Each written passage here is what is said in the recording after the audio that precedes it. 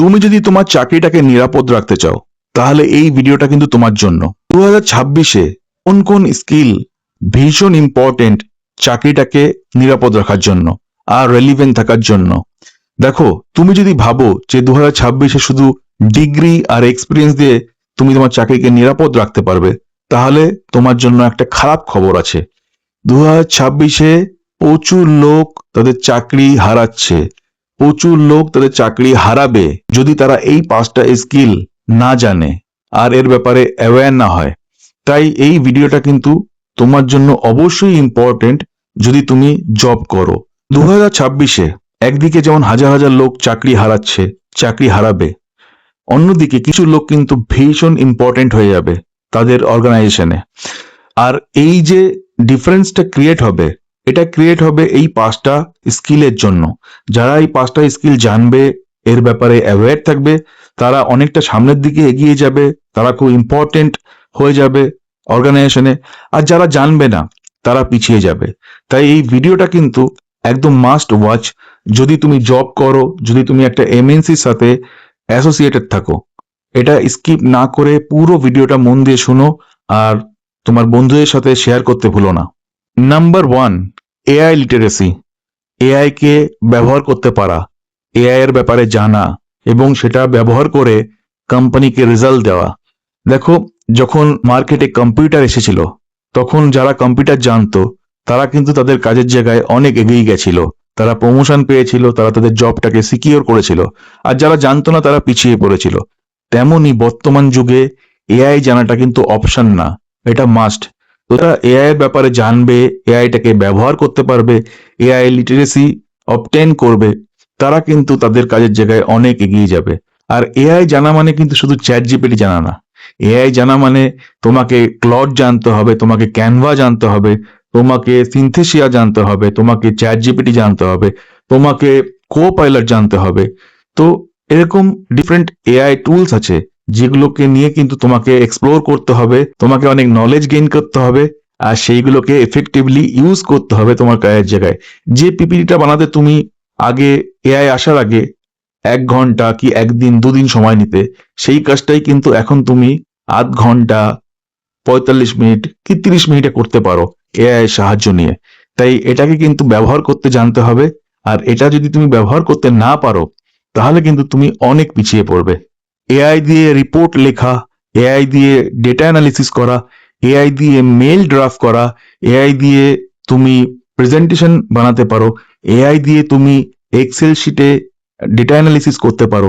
তো এআই কে তোমার কাজের প্রতিটা এরিয়াতে ব্যবহার করার দক্ষতা কিন্তু তোমাকে ডেভেলপ করতে হবে। সেকেন্ড ইম্পর্টেন্ট স্কিলটা, দেখো বর্তমান যুগ ডেটার যুগ, data is the new fuel.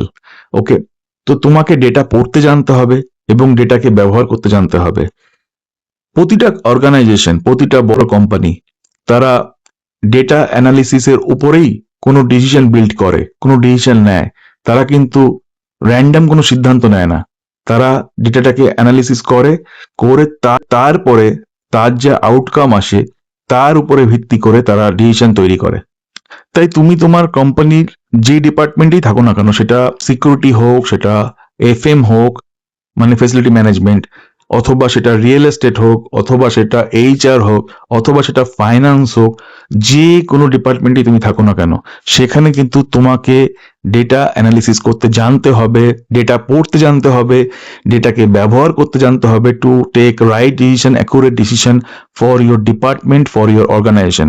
আর যদি তুমি এটা করতে না পারো তাহলে ডেফিনেটলি তুমি পিছিয়ে যাবে, একটা সময় পরে তুমি ইররিলেভেন্ট হয়ে যাবে। 3 নম্বর স্কিলটা হলো effective communication and story telling ability. প্রতিটা কোম্পানি এমন লোককে নিজেদের কাছে রাখতে চায় যারা আইডিয়াটাকে ক্লিয়ারলি এক্সপ্রেস করতে পারে।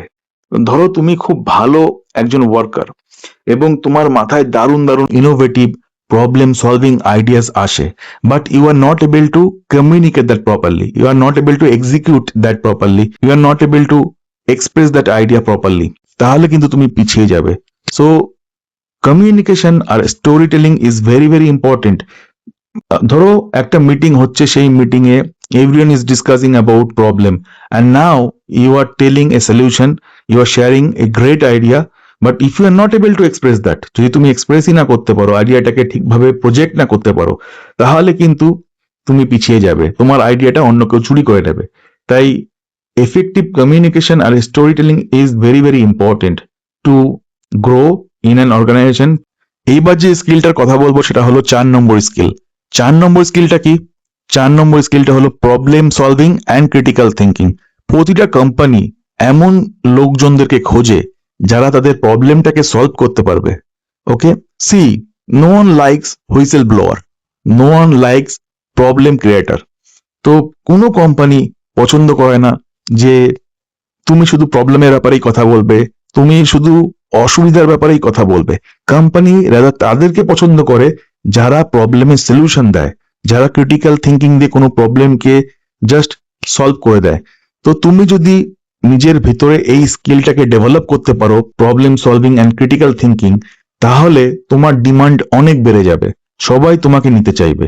কারণ প্রতিটা কোম্পানি সেই লোকগুলোকেই চাইবে যারা কখনো এটা বলবে না যে এটা একটা প্রবলেম আর এটাকে সলভ করা সম্ভব নয়, বরং উল্টোটা বলবে যে ঠিক আছে এটা একটা প্রবলেম, বাট এই আইডিয়াটা দিয়ে এই প্রবলেমটাকে সলভ করা যায়।